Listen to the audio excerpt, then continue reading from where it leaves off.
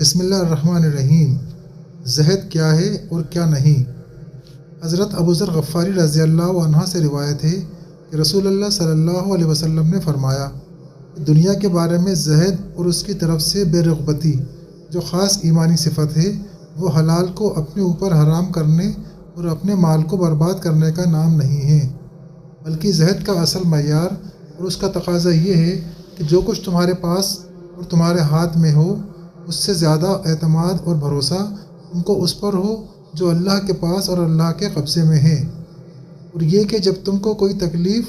اور ناخوشگواری پیش آئے تو اس کے اخروی ثواب کی چاہت اور رغبت تمہارے دل میں زیادہ ہو بنسبت اس خواہش کے کہ وہ تکلیف اور ناگواری کی بات تم کو پیش ہی نہ آتی۔